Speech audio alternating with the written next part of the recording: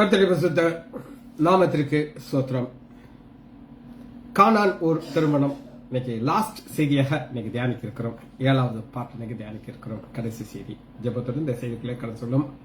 தோத்தேரம் தோத்தேரமே தோத்தேரம் தோத்தேரமே இயேசு சுவாமிக்கு தோத்தேரமே தோஷியாய் ரட்சித்த பாரிசுத்தர்க்கு தோத்திரமே தோஷியாய் ரட்சித்த பாரிசுத்தர்க்கு தோத்திரமே. கோடா கோடி தூதர்கள் சபை கூடி நடனமாடி கோடா கோடி தூதர்கள் சபை கூடி நடனமாடி பாடி அம்மை துதிக்க ஆடியானும் அம்மை துதிப்பேன் பாடி அம்மை துதிக்க ஆடியானும் அம்மை துதிப்பேன். கண்டீர் கீதம் பாடி எங்கள் மன்னவன் இயேசுவையே கண்ணீர் கீதம் பாடி எங்கள் மன்னவன் இயேசுவையே உன்னை உம்மை துதிக்க ஆடியானும் அம்மை துதிப்பேன் உன்னை உம்மை துதிக்க ஆடியானும் அம்மை துதிப்பேன். முப்பார்கள் சுற்றி நின்று எங்கள் மன்னவன் இயேசுவையே முப்பார்கள் சுற்றி நின்று எங்கள் மன்னவன் இயேசுவையே பாடி அம்மை துதிக்க ஆடியானும் அம்மை துதிப்பேன் பாடி அம்மை துதிக்க ஆடியானும் அம்மை துதிப்பேன். பரிசுத்தவான்கள் சங்கம் எங்கள் பார்த்தீபன் இயேசுவையே பரிசுத்தவான்கள் சங்கம் எங்கள் பார்த்தீபன் இயேசுவையே பாடி அம்மை துதிக்க ஆடியானும் அம்மை துதிப்பேன் பாடி அம்மை துதிக்க ஆடியானும் அம்மை துதிப்பேன். கேருபின் சேராபின்கள் வட செட்டையினால் மோடி கேருபின் சேராபின்கள் வட செட்டையினால் மூடி நேராய் அம்மை துதிக்க நீசன் நானும் அம்மை துதிப்பேன் நேராய் அம்மை துதிக்க நீசன் நானும் அம்மை துதிப்பேன்.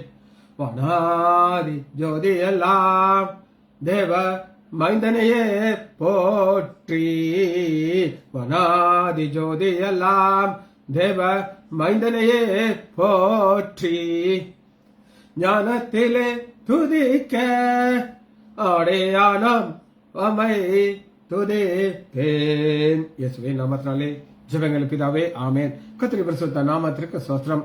லீலா praise the Lord, Balasundari praise the Lord, Daniel, Rajesh praise the Lord. கர்த்தர் நல்லவர். இன்னைக்கு நம்ம கானான் ஒரு திருமணத்துடைய லாஸ்ட் செய்தி. இவ்வளோ நீண்டு போய் போய் போய் போய் இன்னைக்கு கடைசி செய்திக்குள்ள நம்ம வருகிறோம். கடைசி அற்புதத்தை யோவான் 21வது அதிகாரத்துல நம்ம பார்க்கிறோம். யோவான் 21வது அதிகாரத்துல நம்ம பார்க்கிறோம். என்ன பார்க்கிறோம்னா 7வது வசனம், இயேசுவுக்கு அன்பா இருந்த சீஷன் அது யோவான் பேதுருவை பார்த்து அவர் கர்த்தர் என்றார். அவர் கர்த்தர் என்று சீமோன் பேதுரு கேட்டவுடனே கடல்ல குதிக்கிறோம். இந்த கர்த்தர் யார் அப்படின்னு நம்ம பார்க்கிறோம்.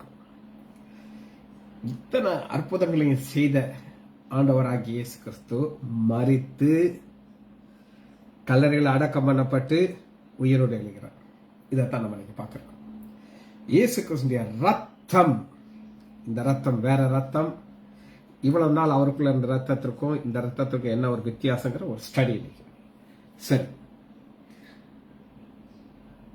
முதல்ல பழைய ஏற்பாட்டில் நம்முடைய ஆண்டவராகிய இயேசு கிறிஸ்து ஒரு இரத்தத்தை சிந்துகிறார். அது என்ன அப்படின்னு நம்ம தான் பார்க்கணும். ஏற்றுக்கொள்ளுமா? லேவியராகமம் 16வது அதிகாரம் 14வது வசனம். 16:14 லாவட்டிகஸ்.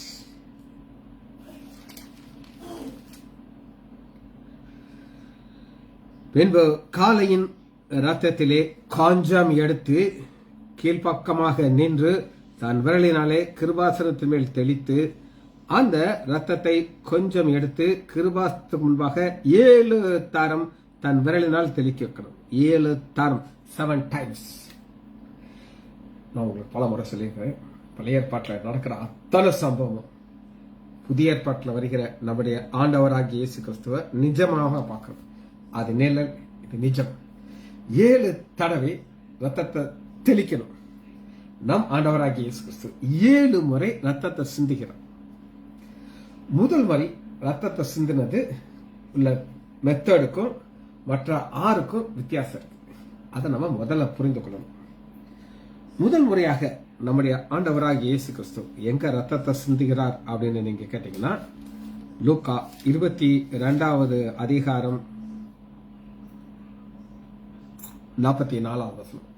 இதான் முதல் முறையாக நம்முடைய ஆண்டவராகிய இயேசு கிறிஸ்து சிந்துகிற ரத்தம். இந்த ரத்தத்தினுடைய டெக்னிக்கும் மீதி 6க்கும் ஒரு வித்தியாசம் இருக்கு. அது என்ன நான் முதல் சொல்றேன்.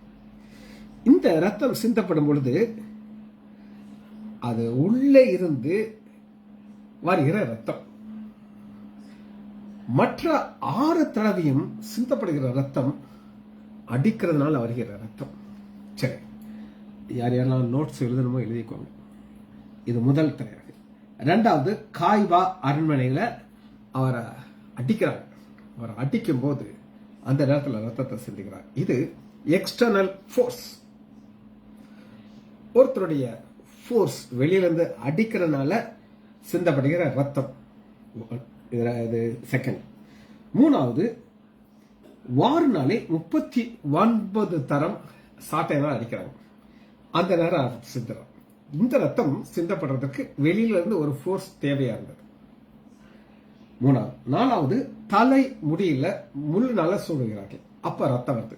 அதற்கு ஒரு ஃபோர்ஸ் வேண்டியது இருக்கு.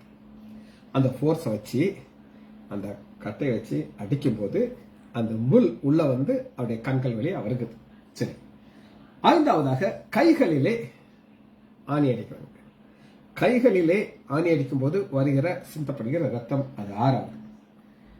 6வது, கால்களிலே ஆணி அடிக்கும் போது 7வதாக, விழாவில் ஒரு போர்ச்சவன் அந்த ஈட்டினால குத்தும் போது ரத்தமும் தண்ணீரும் புறப்பட்டு வந்துச்சு. அது 7வது. அப்ப திரும்ப நான் சொல்றேன், கவனமா நீங்க கேட்கணும். அப்பதான் அது புரியும். இவ்வளவு நாள் சொன்ன செய்தி வேற, இது டெப்த். ஏன்னா அதோட தான் நம்ம முடிக்க போகிறோம். கடைசி செய்தி உங்களுக்கு சந்தோஷமா இருக்கும்னு நான் நினைக்கிறேன். சரி, இப்ப ஒருத்தருடைய மரணம் நடக்கும் பொழுது அதுக்கு கிரேக்க மொழியில நெக்ரோசிஸ் அப்படின்னு சொல்றாங்க. Necrosis, NECROIS, Negros. நெக்ரோஸ்ங்கிறது ஒரு ஆர்டினரி மரணம். அதாவது எந்தவித எக்ஸ்டர்னல் ஃபோர்ஸ் இல்லாதபடி ஒருத்தர் உட்கார்ந்துகிட்டே இருக்காரு, ஒரு ஹார்ட் அட்டாக் வருது, அப்படி இறந்து போயிட்டார். அது ஒரு மூச்சு திணறல் வருது, ஏதோ ஒரு காரியம், அவருக்கு டெத் ஆயிடும். அவங்க அதுக்கு என்ன சொல்லுவாங்க அப்படின்னு கேட்டீங்கன்னா, அவர் அமரர் ஆகிவிட்டார் சொல்லுவாங்க. அவர் வைகுண்ட பதவி அடைந்து விட்டார் அப்படி சொல்லுவாங்க. இது எப்ப நடக்கும் அப்படின்னு கேட்டீங்கன்னா, ஆர்டினரி டெத். நெக்ரோஸ்ங்கிற ஒரு டெத். ஆனா இப்ப நம்ம பார்க்கிற இது வந்து முதல் ஃபர்ஸ்ட் டைப் தான் இந்த நெக்ரோஸ். ஆனா இன்னொரு வார்த்தை சொல்றேன், தேவைன்னா எழுதிக்கோங்க. எழுதி காட்டிவோமே, ஏன்னா நம்மகிட்ட தான் எல்லாம் இருக்கு. என்ன எல்லாம் எழுதுறதுக்கு.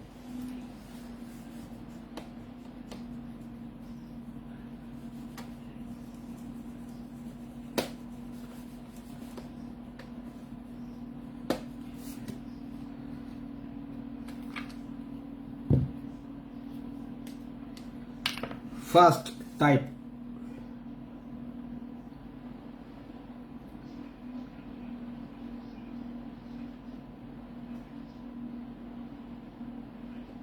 Across. இரண்டாவது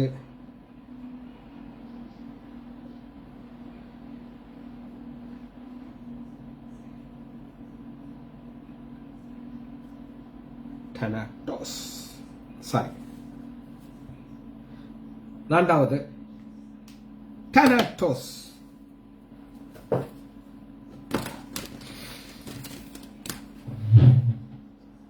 முத NECROIS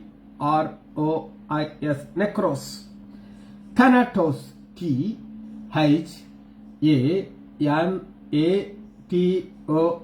thanatos. THANATOS thanatos. இது எதுக்கு நம்ம கற்றுக்கொள்ளுகிறோம் அப்படின்னு கேட்டீங்கன்னா, நம்முடைய ஆண்டவராகிய இயேசு கிறிஸ்து உடைய டெத் எப்படி நடந்ததுன்னா thanatos. இந்த thanatos எப்படி வருங்கிறது ஒரு வேற உதாரணங்கள் உங்களுக்கு காட்டு. ஒரு குண்டு வெடிக்குது, அங்க ஒரு ஆள் இருக்கிறார், அவருடைய சரீரம் செதஞ்சு போயிடும். அப்ப அப்படிப்பட்ட ஒரு மரணத்துக்கு கிரேக்க மொழியில thanatos அப்படின்னு சொல்லுவாங்க. சிதைந்து உருக்குலைந்து போகிறது. ராஜீவ் காந்தி அப்படின்னு நமக்கு ஒரு பிரைம் மினிஸ்டர் இருந்தார். அவர் என்ன செய்தார் அப்படின்னு கேட்டீங்கன்னா, ஒரு குண்டு வெடிப்பு நடந்துச்சு அவர் மேல. அது நடக்கும்போது அவருடைய சரீரம் கண்டே பிடிக்க முடியும். கடைசியில அவருடைய கேன்வாஸ் ஷூவை பார்த்துதான், ஓ இது நம்முடைய பிரதமருடைய கேன்வாஸ் ஷூ, அப்பா அவர் இதுல செதஞ்சிட்டார். நாங்க கரெக்ட் மீனிங். ராஜீவ் காந்தியுடைய மரணம் thanatos. அதற்கு ஒரு எக்ஸ்டர்னல் ஃபோர்ஸ் தேவை. அந்த பொண்ணு அதை வச்சு மாலையை போடும்போது அந்த ட்ரிகரை இழுக்கும்போது அவர் இறந்துட்டாங்க. அந்த பொண்ணு ட்ரிகர் ஆயிட்டான். சரி, இப்ப ஆதாம் ஆண்டவர் உண்டு பண்ணிக்கிறார். சரி, ஆதாம உண்டு போகும்போது என்ன நடக்குது அப்படின்னு நீங்க கேட்டீங்கன்னா, ஆதியாகமம் 2வது அதிகாரம்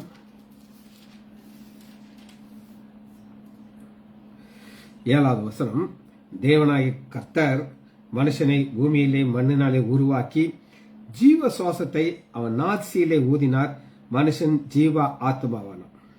அப்ப இந்த 7வது வசனத்துக்குள்ள என்ன நடக்குது அப்படின்னு கேட்டீங்கன்னா, ஆண்டவர் ஆதாம மண்ணில் உண்டாக்கும் பொழுது அவனுக்கு ரத்த ஓட்டம் கிடையாது, வெறும் மண்ணா இருந்துச்சு. ஆனா அந்த நாசில சுவாசத்தை ஊதுன உடனே அந்த ரத்தம் உருவாகி அது சுத்த ஆரம்பிச்சிச்சு. இந்த ரத்தம் ஒரு பியூர் ரத்தம், தேவன் உண்டு பண்ணின ரத்தம். ஆனா அந்த ரத்தம் கெட்டு போச்சு. எப்படி கெட்டு போச்சு அப்படின்னு நீங்க கேட்டீங்கன்னா, ஆதியாகமம் 3வது அதிகாரம் 6வது வசனத்துல ஏவாள் பழத்தை சாப்பிடுறா. சாப்பிட்டுட்டு ஆதாமுக்கு கொடுக்கிறார். ஆதாம் தன் புருஷனுக்கு கொடுத்தால் அவனும் புசித்தான். அந்த புசித்த உடனே என்ன நடக்குது அப்படின்னு கேட்டீங்கன்னா, இப்ப எங்கள்கிட்ட ஒரு பேஷண்ட் வர்றாங்க, பாய்சன் சாப்பிட்டு வர்றேன் அப்படின்னு சொல்லுவாங்க. அரளி விதை அப்படின்னு ஒரு பாய்சன் அவங்க சாப்பிட்டாச்சுன்னா, அந்த பாய்சன் எங்க போய் வேலை செய்யும் அப்படின்னு கேட்டீங்கன்னா, இருதயத்தை போய் வேலை செய்யும். ஹார்ட்ல இருக்கிற அந்த மசில்ஸ அப்படியே பேரலைஸ் பண்ண ஆரம்பிக்கும். அந்த பேஷண்ட் பல்ஸ் ரேட் கொஞ்சம் கொஞ்சமா குறையும், டெத் ஆயிடும். அதுக்கு பேரு அரளி விதையினால வருகிற டெத். ஸ்பெசிபிக்கா இருதயத்தை தான் பாதிக்கும். ஆர்கனோபாஸ்பரஸ் ரோக்கர் அப்படின்னு ஒண்ணு, அதான் நிறைய பேர் குடிச்சிட்டு வருவாங்க. அதை குடிச்சிட்டு வந்தா அது எப்படி அவன் குடிச்சான்னு தெரியாது. ஆனா கழுவ அது வந்துகிட்டே இருக்கும். அது எங்க போய் வேலை செய்யும் அப்படின்னு கேட்டீங்கன்னா, நியூரோ மஸ்குலர் ஜங்ஷன், நம்ம மூச்சோட்டம் பார்த்தீங்களா, அங்க போய் வேலை செஞ்சு அது போய் மூச்சு விடுறத நிப்பாட்டி வச்சிடும், பேரலைஸ் பண்ணி வச்சிடும், டெத் வரும். பாம்பு கடிக்கும் பாத்தீங்களா, அந்த பாம்பு போய் கடிச்ச உடனே அது 2 வகையில வேலை செய்யும்.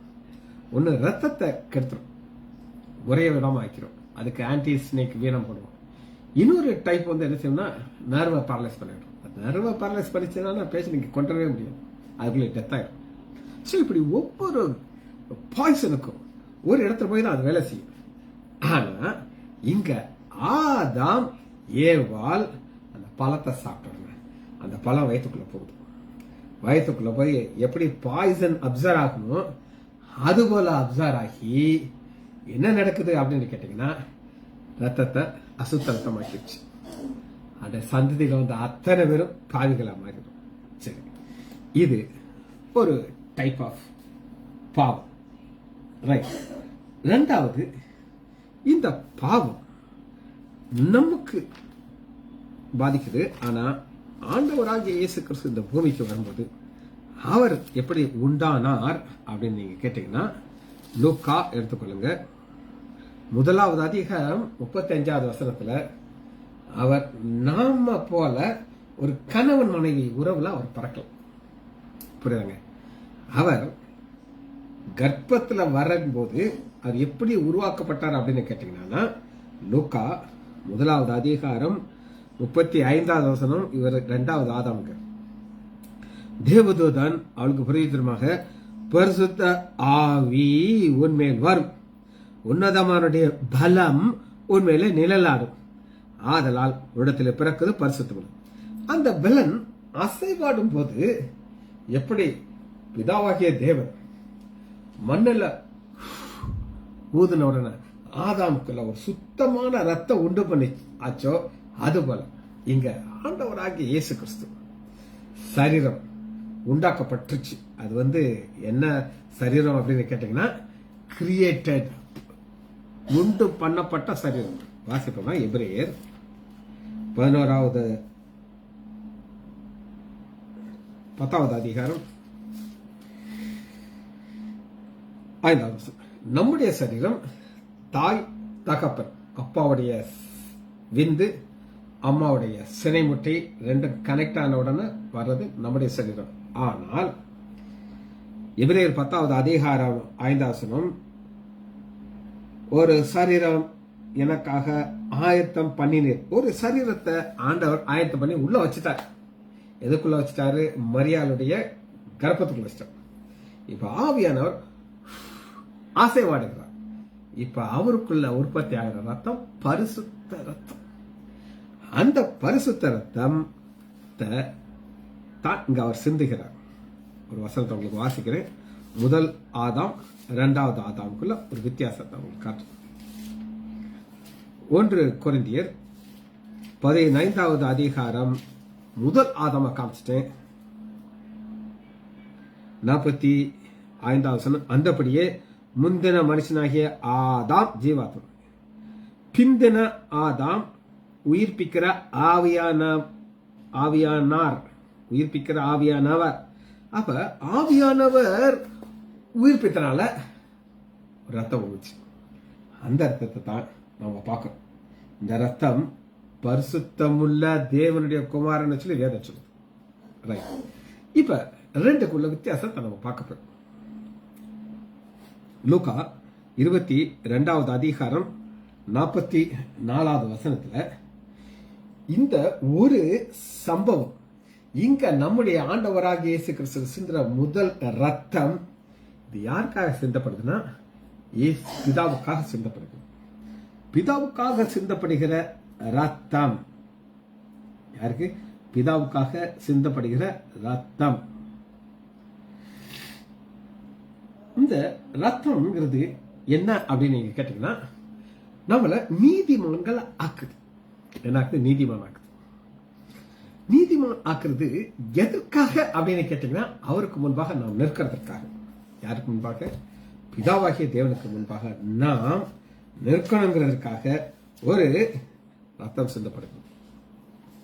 1 பேதுரு 2வது அதிகாரம் 9வது வசனம், நீங்களோ உங்களை அந்தகாரத்தில் இருந்து ஆச்சரியமான வழிக்கு வரவழைத்துடைய புண்மையை அறியும்படி ராஜரீகமான ஆசாரியர் கூட்டம், பரிசுத்த ஜாதி, அவருடைய சொந்த ஜனம். முன்னே நீங்கள் தேவனுடைய ஜனங்களா இருக்கவில்லை, இப்பொழுது ஆடு ஜனமா இருக்கு.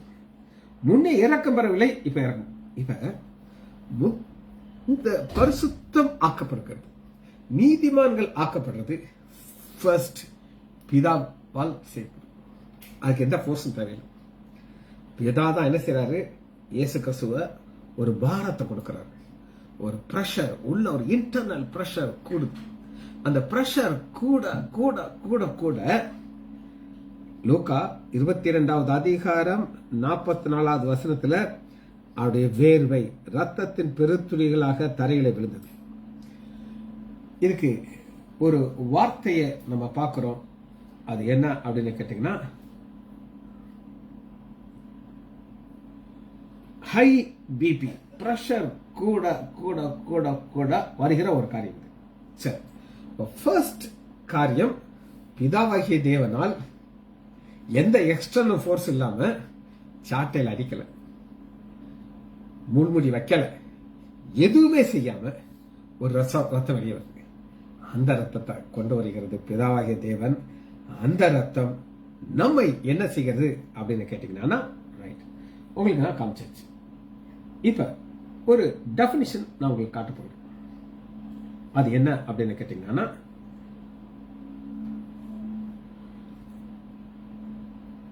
ரத்தம் சிந்துதல் இல்லாமல் பாவ மன்னிப்பு கிடையாது. ரத்தம் சிந்துதல் இல்லாமல் பாவ மன்னிப்பு கிடையாது. எபிரேயர் 9வது அதிகாரம் 22வது வசனம், ரத்தம் சிந்துதல் இல்லாமல் மன்னிப்பு உண்டாகாது. அப்ப நம்முடைய பாவ ரத்தம் ஃபுல்லா வெளியில வரும். ரத்தத்தை சிந்தனம், சிந்தனா தான் பாவ மன்னிப்பு கிடைக்கும். ஏன்னா இது பாவ ரத்தம். ஆனா ஓரளவு ரத்தம் வெளியில போனாலே நமக்கு தலை சுத்தி, இன்னும் கொஞ்சம் போவாச்சா டெத் வந்துடும், நம்மள உயிரோட இருக்க முடியாது. அப்ப ஆண்டவர் என்ன சொல்கிறார் அப்படின்னு கேட்டீங்கன்னா, ஓ ரத்தத்தை சிந்தி என்னையா பண்றது, அதுக்காக என்னுடைய திட்டம் என்ன அப்படின்னு கேட்டீங்கன்னா, 1 பேதுரு 1வது அதிகாரம் 19வது வசனம், இங்க ஒரு ரத்தத்தை சிந்துகிறார் நம்முடைய ஆண்டவராகிய இயேசு கிறிஸ்து. அது என்ன ரத்தம் அப்படின்னு, குற்றம் இல்லாத மாசற்ற ஆட்டுக்குட்டியாருடைய கிறிஸ்துடைய விலையேறப்பட்ட ரத்தத்தினாலே மீட்கப்பட்டிருக்கும். என்ன அர்த்தம் அப்படின்னு கேட்டீங்கன்னா, இந்த மீட்புங்கிறது ஒரு ரெடம்ஷன் இங்கிலீஷ்ல சொல்றோம். இப்போ விலைக்கு வாங்குறதுக்கும் மீட்கிறதுக்கும் ஒரு வித்தியாசம் இருக்கு. இப்ப ஒரு அண்டா இருக்குது, அந்த நம்ம வீட்டில் இருக்குது. ஒரு பயங்கரமான செலவு வந்துச்சு, சேட்டு கடையில் போய் அந்த அண்டா வச்சாச்சு. அப்ப அண்டா ஒரு ரிசிப்ட் கொடுத்துருவாரு சேட், அதெல்லாம் கரெக்டா கொடுத்துருவாரு. நம்ம எவ்வளவு கடன் வாங்கியிருக்கோமோ அதுக்கு வட்டியும் சேர்த்து கொடுத்துருவாரு. இப்போ உங்களுக்கு அந்த அண்டா வேணும்னா நீங்க அசலையும் கட்டணும், வட்டியும் கட்டணும், திரும்ப கிடைக்கும். கடையில வேற வாங்கலாம், அது வேற, அது பர்ச்சேஸ். அப்ப நம்ம மீட்கப்படுகிறோம் அப்படின்னா என்ன அர்த்தம் அப்படின்னு கேட்டீங்கன்னா, நம்ம சத்துருடைய கரத்துல இருக்கிறோம், பாவத்துல இருக்கிறோம், சத்துருக்கு முன்னாடி அவன் இஷ்டத்துக்கு நம்ம வாழ்ந்துகிட்டு இருக்கிறோம். இப்ப நம்மள பிதாவுக்கு முன்னாடி கொண்டு இருக்கிறோம். எப்படி இருந்ததுன்னா, அவருக்கு முன்பாக ராஜாக்களாகும் ஆசாரியார் நிறுத்துறதற்கு ஒரு ரத்தம் சிந்தப்படுகிறது. அந்த ரத்தம் தான் வெளியேறப்பெற்ற ரத்தம். அதை 20வது வசனம், அவர் உலக தோற்றத்துக்கு முன்னே குறிக்கப்பட்டவராயிருந்து தமது மூலமாய் தேவன் மேல் விசுவாசிக்கிற உங்களுக்காக கடைசி நேரத்தில் வெளிச்சிட்டார். கடைசி நாள் வெளிப்பட்டு நம்மளை என்ன செய்யறாரு, மீட்பட்டு. மீட்டது எதுக்காக அப்படின்னு கேட்டீங்கன்னா, இப்ப நான் உங்களுக்கு ஒரு சரீரத்தை காட்ட போகிறேன். அது என்ன சரீரம் அப்படின்னு கேட்டீங்கன்னா, யோகா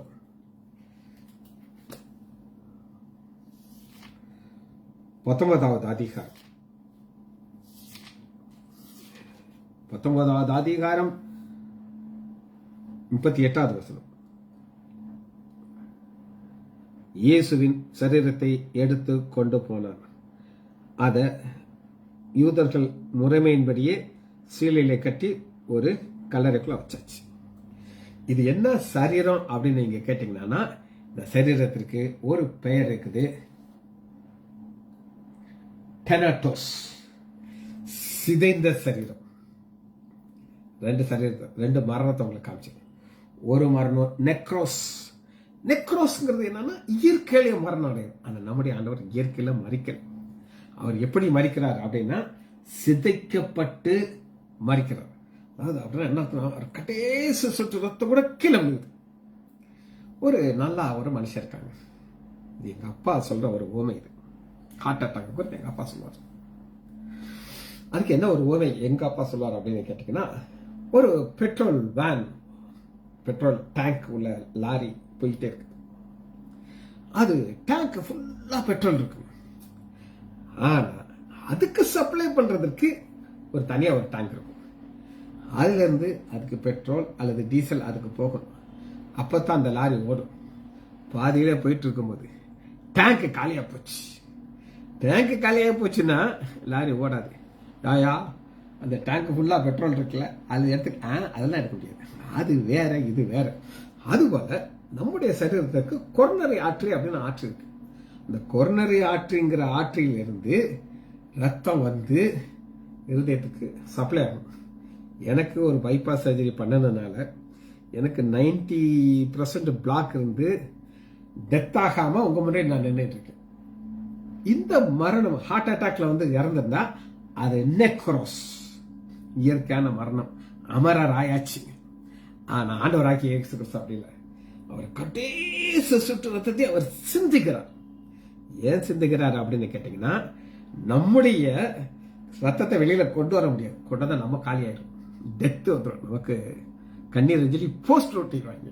அதனால பிதாவாக்கிய தேவன் என்ன பிளான் பண்றாருன்னா, இந்த பாவி இருக்காங்க பாத்தீங்களா, நம்ம மனித வர்க்கம், நம்ம பாவம் செய்ததுனால நம்ம பாவிகள் கிடையாது. நம்ம பிறக்கும் போதே பாவிகளாவே நம்ம பிறக்கிறோம். அப்படிப்பட்ட நமக்காக நம்முடைய ஆண்டவராகிய இயேசு கிறிஸ்து என்ன செய்கிறார்னா, அவர் கடைசி சொட்டு ரத்தத்தையும் டெனட்டாஸாக சிதைந்து கடைசி சொட்டு ரத்தமும் வெளியில வந்துருச்சு. அதனால இப்ப என்ன நடக்குது அப்படின்னு கேட்டீங்கன்னா, இப்ப மரிச்சிட்டார். அப்புறம் அடுத்த ஸ்டெப் எங்க போகிறார் அப்படின்னு கேட்டீங்கன்னா, 1 பேதுரு 3வது அதிகாரம் 18 அந்த டெனட்டாஸ் டெத்தை ரொம்ப கிளியரா கொடுத்துருக்காங்க. ஏனென்றால் கிறிஸ்துவும் நம்மை தேவனிடத்திலே சேர்க்க முடியும், தேவனுக்கு முன்பாக நிறுத்துறதற்கு. அதனால் இந்த ப்ராசஸ் அநீதி உள்ளவருக்கு பதிலாக நீதி உள்ளவராய் பாவத்தின் நிமித்தம் ஒரே தரம் பாடுபட்டு அந்த மாமிசத்திலே கொலையுண்டு. இந்த கொலையுண்டுங்கிறது என்ன அப்படின்னு கேட்டீங்கன்னா, டெனட்டாஸ் கொலை செய்தாங்க. அவர் மாம்சத்திலே கொலையுண்டு ஆவியிலே உயிர்ப்பிக்கப்பட்டார். அந்த ஆவியினாலே அவர் போய் காவல் உள்ள ஆவிக்கு பிரசங்கித்தார். பிரசங்கித்தார் ஒரு ராங் வேர்ட், ப்ரோக்ளைமேஷன். என்ன அர்த்தம்னா, பழைய பரிசுத்தவான்கள் ஏசாயா எல்லாரும் காத்துக்கிட்டு இருக்காங்க. இப்படி ஒரு மேசியான ஒருத்தர் வருவாரு. அவர் 53வது அதிகாரத்தில் ஒரு சிலுவையின் பாட பார்க்கிறாரு. ஆனா பார்க்காமலே இறந்துட்டார். ஆனா கண்டேன் என் கண் குளிர ஒரு வயசான தாத்தா சிமியோன் ஆண்டவராக இயேசு கிறிஸ்துவ கையில தூக்கி பார்க்கிறாரு. அப்ப எல்லாரும் காத்திருந்தாங்க. இப்ப போய் டிக்ளேர் பண்றாரு, நான் வந்தாச்சு அப்படின்னு சொல்லி. இப்ப ஆண்டவராக இயேசு கிறிஸ்து வந்தாரு, ஒரு விசுவாசத்தை உண்டு பண்ணிக்கிறார். இப்ப நம்முடைய செய்தி உடைய ஒரு பேசிக் என்ன அப்படின்னு நீங்க கேட்டீங்கன்னா, யோவான் 2வது அதிகாரம் இதுதான் மேட்டர். யோவான் 2வது அதிகாரம் 16 இவ்விதமாக இயேசு இந்த முதலாம் அற்புதத்தை கலிலேயா உள்ள கானான் ஊரில் செய்து தம்முடைய மகிமையை வெளிப்படுத்தினார். அவருடைய சீஷர்கள் அவரிடத்துல விசுவாசம் வைத்தார்கள். இப்ப உயிர் தெழுந்த இயேசு ஒருத்தர் பார்க்கிறார். அவர் பார்த்து விசுவாசம் வைக்கிறார். அது யார் அப்படின்னு கேட்டீங்கன்னா, யோவான் 20வது அதிகாரம் 27 பின்பு அவர் தோமாவை நோக்கி, நீ உன் விரலை நீட்டி உன் கையை நீட்டி என் விழாவில போடு, அவிசுவாசியாரும் விசுவாசி. இந்த விழாவில போட்டா தான் நான் நம்புவேன். அது ஏன் தெரியுமா உங்களுக்கு? அதுல ஒரு சின்ன ஒரு ரகசியம் இருக்கு. 2 கல்லனுடைய கைகளையும் துவாரம் இருக்கும், அவங்க காலையும் ஓட்டை இருக்கும். ஆனா அவருடைய விழால ஓட்டை இருக்காது. நம்முடைய ஆண்டவராகி இயேசு கிறிஸ்து விழால மட்டும்தான் ஓட்டை இருந்துச்சு. அதனாலதான் தோமா எவ்வளவு விவரமா கேட்டார் அப்படின்னு கேட்டீங்கன்னா, யோவான் 20வது அதிகாரம் 25 மற்ற சீஷர்கள் கர்த்தரை கண்டுகொண்டார்கள். அதற்கு 4வது கண்டு அந்த காயத்தில் என் கை விரலை இட்டு அதோடைய விழாவிலே போட்டாலும் ஒளி விசுவாசிக்க மாட்டேன். எவ்வளோ விவரமா இருக்காங்க. ஆண்டவர் விசால போடு விசுவாசி விசுவாசிக்கிற பார்த்தீங்களா. அப்ப கண்டு விசுவாசித்தான். அதான் நம்ம பார்க்கிறோம். தோமா அவருக்கு பிரதியுத்தரமாய், என் ஆண்டவரே என் தேவனே. அதற்கு இயேசு, தோமாவே நீ என்னை கண்டதினாலே விசுவாசித்தாய், காணாமல் இருந்து விசுவாசிக்கல். இதெல்லாம் நம்ம இந்த விசுவாசியாத பட்டியல நம்ம காணாமல் விசுவாசிக்கிற கூட்டத்துக்குள்ள நம்ம வந்துட்டோம். இப்ப ஆண்டவர் செய்த அற்புதத்துல இதுதான் சுப்பீரியரான அற்புதம். வலைய போட்டாருக்கு, மீனை பிடிச்சாங்க. பேதுரு சொல்றாரு, கர்த்தரை கண்டோம். அந்த கர்த்தரை குறித்து நம்ம பார்த்தாச்சு. ஜெபிச்சு முடிப்போமா? மகா இரக்கமும் கருணையுமுள்ள பிதாவே, உம்மை துதிக்கிறோம் ஐயா. பல நாட்களாக பல மாதங்களாக நாங்கள் கானான் ஊர் திருமணத்தை குறித்து இன்று கடைசி செய்தி நாங்கள் சொல்ல நீர் பாராட்டின நன்மைக்காக நன்றி வச்சா. பிள்ளைகள் ஒவ்வொருவரையும் என் ஆண்டவராகிய இயேசு கிறிஸ்துவின் நாமத்தினாலே ஆசீர்வதிக்கிறேன். இயேசுவின் நாமத்தினால் ஜெபங்கள் பிதாவே. ஆமேன், ஆமேன், ஆமேன்.